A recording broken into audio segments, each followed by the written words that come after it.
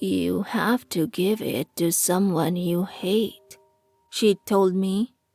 Her face held the hint of a smile on her ancient face. I had no idea how old she was. Surely, she was one of the oldest women I had ever met. Her skin was pale and looked as thin as rice paper. She had not given me her name, and I did not ask for it. Her eyes were a clear dark brown, penetrating, and it was hard to meet her gaze. Her accent, obviously foreign, I couldn't identify. I thought about asking her where she was from, but didn't want to seem like I was prying. It's got to be someone that you really hate. I'm not talking about any run-of-the-mill hatred, but someone who, when they die, you'll feel absolute joy with their passing. If the hate is not strong enough, the magic won't take. She coughed then, her hands clutching the charm in her hands tight as her body shook. Are you okay? I asked timidly. As a nervous habit, I went to touch my hair, but was met with a smooth bald head. Even after the chemo had claimed my hair, I still tried to run my fingers through it. A learned muscle memory that I was unable to break. I let my hand fall to my side and fought back tears. I used to have beautiful hair. I used to have a beautiful life. Married to my high school sweetheart for several years. I would frequently think of my life as picturesque. That was until the diagnosis. Until the cancer. Stage 4 already, in less than a year to live. I had opted for the chemo. There was no chance of a cure, of course, but I was praying for a miracle. All it had done was make me sicker than I had been in my life, and my hair was gone. I used to have beautiful auburn hair that fell to my waist. Alex would run his fingers through my hair and call me a princess. After I got sick, Alex changed. I thought it was my diagnosis. He was watching the love of his life die after all. I did my best to support him as much as I could, and let him know I loved him with all my heart. But a month ago, he had told me, with cold resolution in his eyes, that he was leaving me. He had already found someone else. Her name was Melissa. I had even met Melissa a couple of times at my husband's work functions. She was a pretty blonde, a few years older than him. She's pregnant, he told me without any inflection. That hurt me most of all. I might have been able to forgive his cheating, but having a child was another thing. I had always wanted to have children with Alex. We both had dreamed of the day we would be parents. We were even going to start trying before I had gotten so sick. It shook me to realize that I would be dead for several months before the baby was even born. Would Alex even come to my funeral? Or would he be too busy painting his new nursery blue or pink? No one comes to me when they're having a good day, my dear, the old woman had told me when I entered her tiny but well-kept house. My mom waited outside at my request, and I sat in a slightly uncomfortable upholstered chair while I told my story to the woman. It was probably a scam, was most likely a scam, but desperate people will grasp at whatever straws they can find. She had been recommended to me by my old friend Beth. We hadn't talked in years, but I had gotten a call from her yesterday morning, and she had sounded so sincere.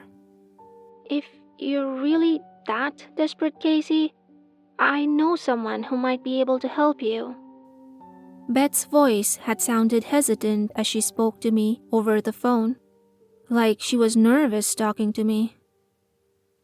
It's going to sound crazy, but do as she tells you and bring all the cash you can easily get your hands on. She is not cheap. And with that, she had hung up on me. texting me the address rather than saying it over the phone. So here I was, sitting in a stranger's house an hour away from my own home, and clutching an envelope with $2,000. It was the absolute last of my savings. But if this didn't work, I wouldn't be needing it where I was going. Hate is probably the most powerful thing in this world, my dear. Some people might say it's love, but really, it's hate. Hate shapes the world we live in and affects our lives more than love ever could. Her voice rasped as she spoke. I wondered if her esophagus was turning to dust right in front of me. She dangled the charm in front of me like someone might tease a bone in front of a begging dog. When you go to sleep tonight, you will wear this little charm that I made for you. All you got to do is think of someone you truly hate, and the magic will do its work for you. If you do that by tomorrow morning, you will find you've been healed. She smiled, and her dentures were so unnaturally white that it was distracting. I held out my hand, and she dropped the thing into my hand. I took a moment to examine it. It was a leather pouch held together with rough leather string. I wondered if I should open it and see what was inside it. Don't open it either, she said almost as if she was reading my mind. So, when you said give it to someone I hate, you didn't mean just give them this necklace? I asked, trying to clarify. No, dear. She grinned at me again, with her perfect teeth. The magic will give your death to someone you hate. That's its power. It passes on the pain and suffering to someone a little more deserving. She cackled then, and it started her coughing all over again. Thank you, I choked, my voice sounding so weak and unnatural to my own ears. And I'll take that $2,000 you have in that envelope if you please, she grinned. I didn't stop to think about how she knew the exact amount that I had brought with me, but handed it over with only minimal reluctance. Slipping the necklace over my head, I was surprised at how heavy it felt, almost like it was filled with rocks. But when I squeezed the pouch, all I felt was a crunching inside it, like it was stuffed with dry herbs. My mom scowled at me as I walked out of the house. That was a really dumb thing to do, Cassie. She reprimanded me, and I just glanced at her. Maybe it was, Mom, but can you blame me for trying? I answered her weakly. Her gaze softened as she looked at me. No, sweetie, I don't blame you at all. The drive back home was uneventful. I think I even fell asleep a few times before we reached my house. My energy was gone by then, and Mom helped me into bed. It was a struggle, even changing into my nightgown, but we managed. I suppose I should be thankful that I could spend my last few months at home before the end.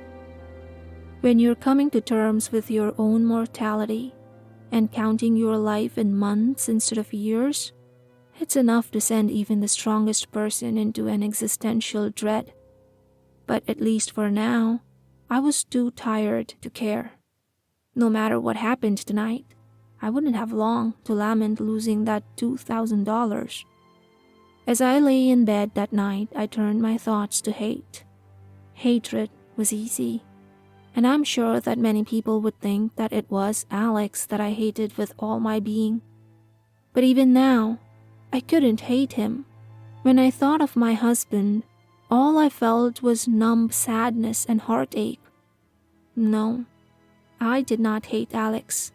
I still loved him, and I feared that part of me always would love him. I hated Melissa. I hated that woman so intensely, it made my heart race and my mouth turn sour with the bitterness of my feelings.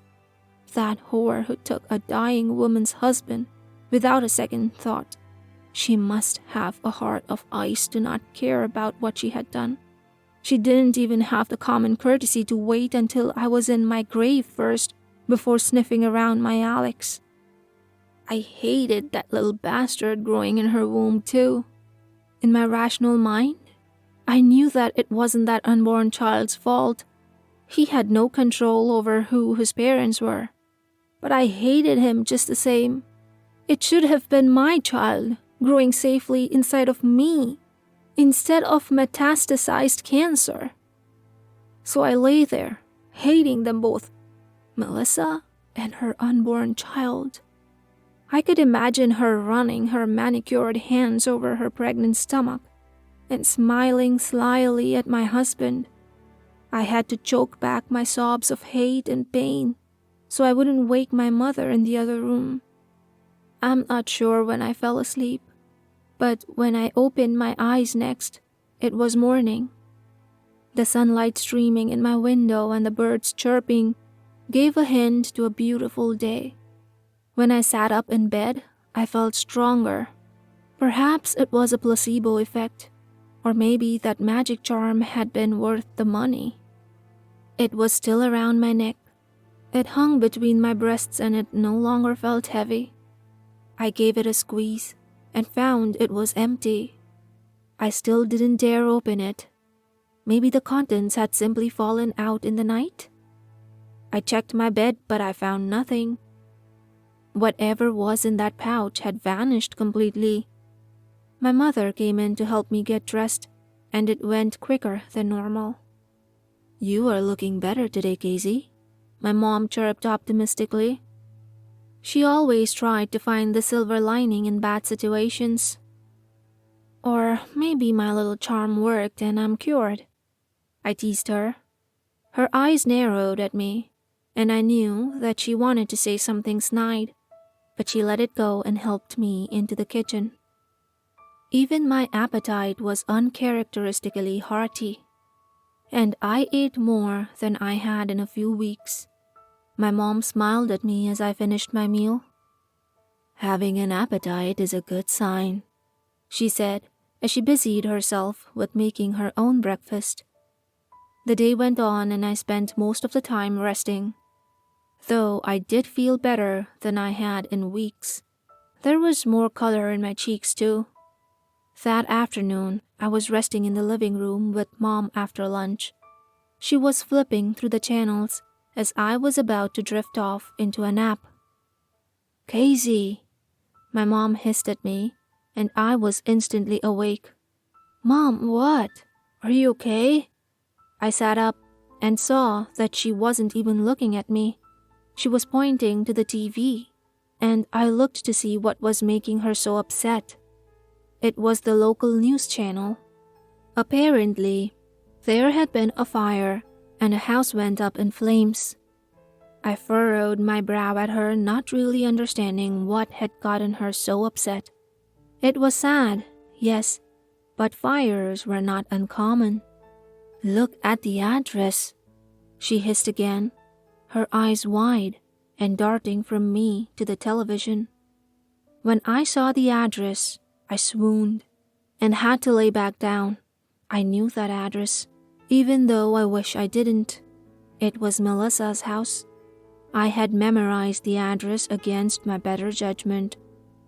As the fire danced in the background of the newscast, a somber news reporter told the viewers at home that one body had been removed from the home. It was the body of a woman who had been 4 months pregnant. Whatever magic that old woman had gifted me worked like a charm. Pardon the pun. Over the next few weeks, it became evident that I had gone into spontaneous remission. Remission wasn't even the right word for it, really. The cancer had simply vanished. The doctors were baffled and begged to study me. My mom and her church friends were convinced their prayers had created a miracle. I couldn't argue with them. It was a miracle, though probably not the one that they had been praying for. Alex came to the door a month later. I only knew what happened to him through secondhand accounts. He had lost everything in that fire. He was couch hopping among the friends, and he had lost his job. When I saw my husband on that doorstep looking thin and disheveled, I felt a measure of hateful satisfaction. He asked to come back to me. He had made a terrible mistake, he said. With my sudden remission, we could start over like nothing had happened, he said. I had been hoping and dreading for this moment ever since I saw Melissa had burned to death in that fire. Telling Alex to go to hell and slamming the door in his face was more satisfying than I had imagined it would be. I did still love him, even now, but I would never trust him in my life again. It's been several years now, and I'm in perfect health. I'm even remarried to a wonderful man, and we are expecting our first child. People still call me a miracle, and I just smile and nod. But I don't bring it up in conversation if I can help it. My mom's health has been declining though. The doctors say she's showing signs of early onset Alzheimer's. But I think I might know a way I can help my mom. You see, there's an old lady in the town over who can work miracles for a price. And my mom has an abusive ex who liked to beat her before he ended up in jail. Someone that no one would miss.